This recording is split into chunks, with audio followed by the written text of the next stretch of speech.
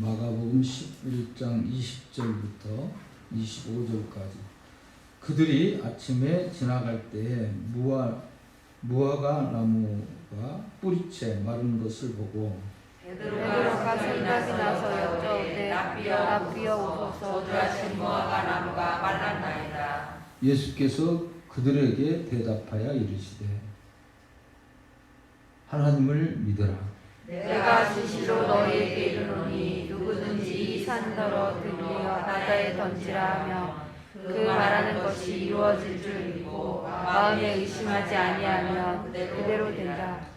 그러므로 내가 너희에게 말하노니 무엇이든지 기도하고 구하는 것은 받은 줄로 믿고 믿으라. 그리하면 너희에게 그대로 되리라. 서서 기도할 때에 아무에게나 혐의가 있거든 용서하라. 그리하여야 하늘에 계신 너희 아버지께서도 너희의 허물을 사하여 주시리라 하시니라. 아멘. 아멘. 어제 이제 우리가 성전을 청결케 하는 모습을 봤습니다. 그래서 첫째 날 우리 주님께서 종려주일날 예루살렘에 들어가셔서 그리고 제일 먼저 한 게 성전을 청결케 깨끗하게 했다. 아침이죠. 그들이 아침에 하는데 바로 예루살렘 성전에 들어갈 때 이제 종려주일 들어가고 나서 바로 이 무화과 나무 열매를 찾았는데 열매를 찾지 못했어요. 그래서 우리 주님께서 이 말씀에 저주를 해줘. 이 말씀에 예수께서 나무에게 말씀하여 이르시되 이제부터 영원토록 사람이 내게서 열매를 따지 못하리라 하시니 제자들이 이를 듣더라. 그 들은 것이 생각이 난 거예요. 그 종려 주일날 그 들어갈 때 얘기했던 것들이 생각이 나서 이제 성전 다 청결케 하고 늦게까지 있었다고 그러니 날이 저물매 그들이 성 밖으로 나가니라 그랬죠. 어제 봤던 말씀에. 그리고 나서 아침에 이제 어디선가 주무셨겠죠. 닿겠죠. 그리고 나서 오늘 그들이 아침에 그러니까 오늘 지금 화요일날 새벽 같은 그런 시간이에요. 아침에 이제 가다가 보니까 생각이 나는 거예요. 무화과 나무가 보이기도 하고 그래서 베드로가 묻습니다. 생각이 나서 여짜오되 납비여 보소서 저주하신 무화과 나무가 말랐는데 뭐까지 말랐다고요? 뿌리까지 말랐다. 뿌리. 근데 저주하신 무화과 나무가 말랐나이다. 그런데 통째로 말랐다. 어쨌든 나무가 말랐다는데 하루 만에 말르면 얼마나 말르겠어요? 우리 상식으로는 그렇잖아요. 잘라놔도 그렇게 완전히 마르지 않아요. 왜? 습기가 있기 때문에 그 나무 자체가. 그런데 예수님이 저주했더니 아예 그냥 통째로 말랐다는 거 아니에요? 그러니까 하나님의 역사하심을 얘기하는 겁니다. 그래서 오늘 예수께서 그들에게 대답하여 이르시되 하나님을 믿으라. 하나님을 믿으라. 그랬어요. 그리고 나서 기도에 대한 얘기를 해줍니다. 성전이 뭐하는 장소라고 예수님께서 성결케 하면서 얘기했죠? 만민이 기도하는 집이라. 기도하는 집이라. 그리고 나서 오늘 말씀에 기도에 대한 얘기를 해주는 겁니다. 제자들에게 하나님을 믿으라. 그러면서 무화과 나무가 이렇게 마른 거에 대해서 질문을 하니까 이제 믿으라고 얘기하고 나서 기도에 대한 얘기를 23절부터 25절까지 얘기했는데 여기 기도를 하는데 하나님께서는 오늘 성경 말씀에 보면 기도한 것은 다 그대로 되리라. 그대로 되리라가 두 번 나와요. 23절 끝부분에 그대로 되리라. 그 다음에 24절 끝부분에 그대로 되리라. 할렐루야. 여러분들의 기도가 그대로 이루어진 줄 믿습니까? 믿습니까? 오늘 세 가지를 얘기하고 있어요. 첫째, 뭐냐면 하나님 앞에 기도하는데 어떻게 기도해야 응답이 되느냐. 의심하지 말고 기도하라. 야고보서도 그랬죠. 의심치 않고 구한 것은 다 받은 줄 줄 믿으라고 그랬죠. 의심. 근데 우리는 기도해놓고 뒤돌아가서 의심해. 뭔가 기도하면서 의심을 갖지 않고 기도하면 반드시 이루어질 줄로 믿습니다. 아멘. 아멘. 우리는 자꾸 의심을 해요. 뭐 구해놓고도 환경이 조금 안 좋아지면 아이고 되겠어. 두 번째로는요. 24절 말씀에 보면 무엇인지 기도하고 구하는 것은 받은 줄 믿으라. 응답될 줄 믿고 기도하는 거예요. 두 번째로 믿고 기도하라. 응답될 줄 믿고 이루어질 걸 믿고 확신하고 기도하라는 거예요. 할렐루야. 물론 의심하지 말라는 말이 그 말이 아니냐 그렇게 생각할 수도 좀 달라요. 그러니까 믿고 기도라. 신뢰하라는 말이에요. 신뢰. 의지하라는 말. 여러분들이 믿고 의지하고 신뢰하고 기도하는 여러분들이 되면 반드시 이루어질 줄로 믿습니다.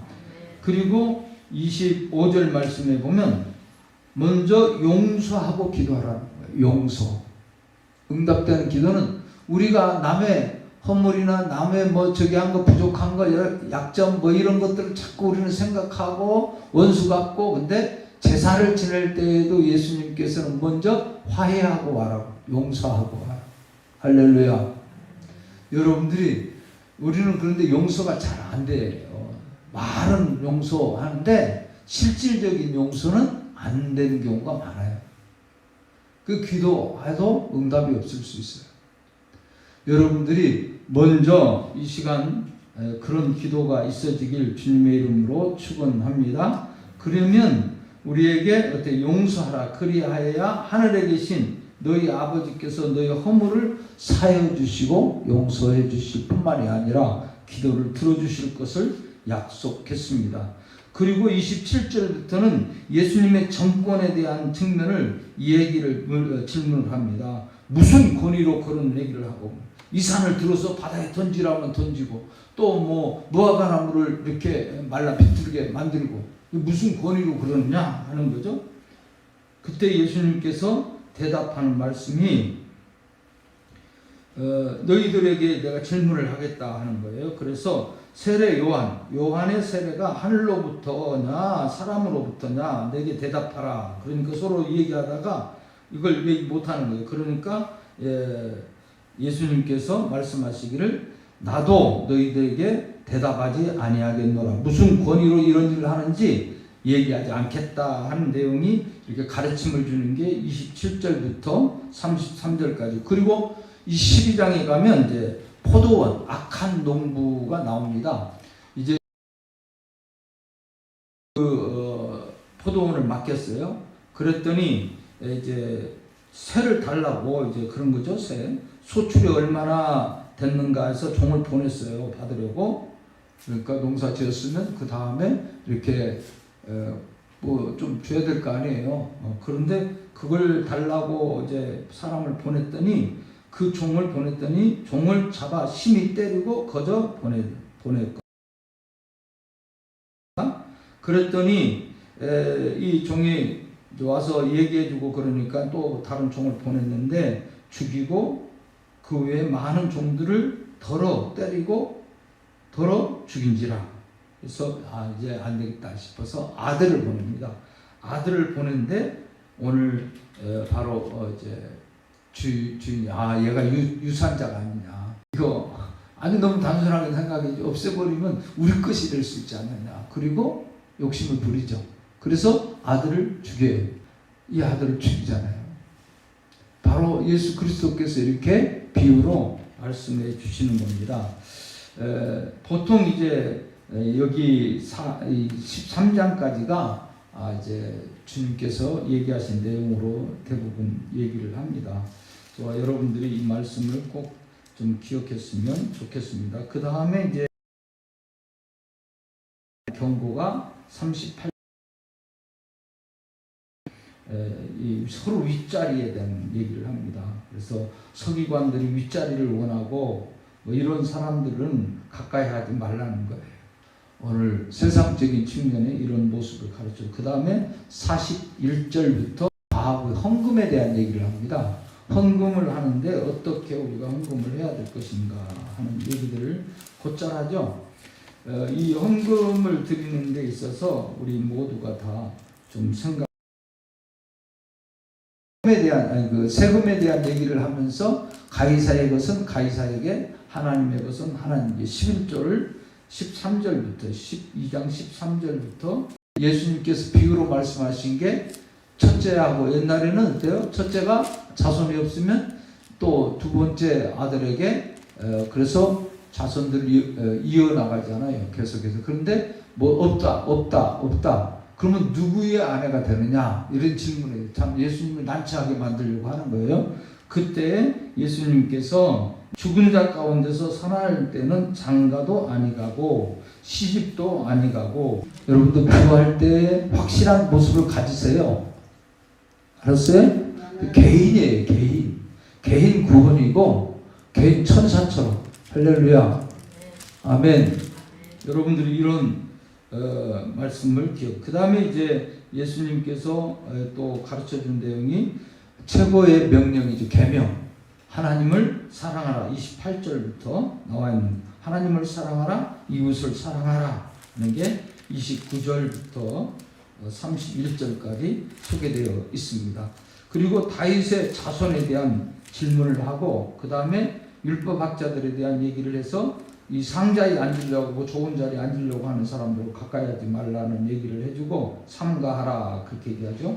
그리고 원래는 제가 오늘 이 과부의 헌금에 대한 측면만 하려고 그랬는데, 아침에 그 예수님이 이제 성전을 청소하시고 늦어서 가시고 아침이라는 말이 여기 나오잖아요. 그래서 거기서부터 여기까지로 봅니다. 보통 학자들이. 그러니까 하루 예수님이 생활했던 것을. 그러니까 여러분들이 그렇게 한번 기억하고 오늘 예배 끝나고 가셔서 한번 꼭 읽었으면 좋겠어요. 과부의 헌금은 많이 드린 건 아니죠. 일반 사람들이, 부자들은 보낼 때 이렇게 헌금을 내는 걸 예수님 보셔서 헌금함을 대하여 앉으사, 헌금함이 있는 데에 앉아 계셨어요. 우리가 어떻게 헌금함에 돈을 넣는가 보실세. 예수님이 유심히 본 것 같아요. 연보 넣는 것을. 여러 부자는 많이 넣는데 한 가난한 과부는 와서 두렙돈, 곧 한 고드란트를 넣는지라. 예수께서 제자들을 불러다가 이르시되 내가 진실로 너희에게 이르노니 이 가난한 과부는 헌금함에 넣는 모든 사람보다 많이 넣었도다. 그러니까 많이 넣었다고 하니까 의심이 되고 이상한 거예요. 다른 사람 더 많이 낸 사람들이 있었는데 무슨 과부가 두렙돈, 동전 떨락 넣었는데 뭐가 많이 넣나 하는 거죠. 그럴 때 그때 예수님께서 다 다른 사람들은 풍족한 가운데 넣었지만, 있는 것 가지고 넣었지만, 저 여인은 만약의 경우에 그거 넣어버리면 모든 소유, 곧 생활을 위해 전부다. 지금 자기가 가지고 있는 전부를 드렸다.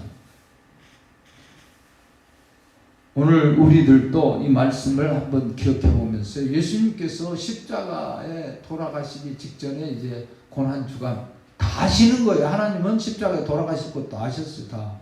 그런데 이런 교훈을 마지막으로 해주셨던 교훈들을 우리가 생각해 보세요. 그래서 이제 오늘 말씀에 쭉 나와 있는 것처럼 먼저 기도하라.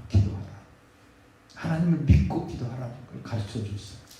그리고 저와 여러분들 모두에게 꼭 예수님이 이렇게 정권에 대한 측면의 질문에 대한 답도 하고, 그 다음에 악한 농부, 예수님이 이렇게 죽을 것이라는 암시적인 측면도 되죠. 얘기를 했고, 그리고 난 다음에 오늘 세금 문제 11조, 가이사의 것은 가이사에게, 하나님의 것은 하나님에게 가르쳐줬어요. 부활에 대한 것도 확실하게 가르쳐줬어요. 죽음으로 끝난 것이 아니라 부활이 있다. 너희들이 생각하는 이 세상의 그런 개념이나 그런 매여 있는 거나 그런 것이 아니라 천사와 같다. 할렐루야. 그리고 하나님을 사랑하라. 이웃을 내 몸과 같이 사랑하라. 오늘 말씀 그리고 교만한 자들 윗자리만 택하는 자를 삼가하라. 그리고 오늘 과부의 두렵돈을 기뻐하시고 우리가 정성스럽게 한 것이 연보인 것을 가르쳐 주는 거예요. 여러분들의 마음을 모아서 드리는 것이 바로 여러분들 쓰고 남아서 뭐 짝돌이 우리는 대부분 그래요. 신앙생활도 시간 남으면 하려고 해요. 시간을 먼저 드릴 수 있어야 되고요. 하나님 앞에 연보도 마찬가지고 내가 쓸 것 아까운 거지만 먼저 그것을 하나님 앞에 우선순위를 가르쳐 준 거예요. 여러분들이 양이 적고 많고가 문제가 아니에요. 꼭 이런 의식을 가지고 신앙생활을 하는 것이 바른 믿음의 생활인 줄 믿습니다. 기도드리겠습니다. 좋으신 하나님 감사합니다. 오늘 이 새벽 시간에도 특별 새벽기도 감사해서 하나님의 은혜에 감사해서 귀한 예물 드렸습니다.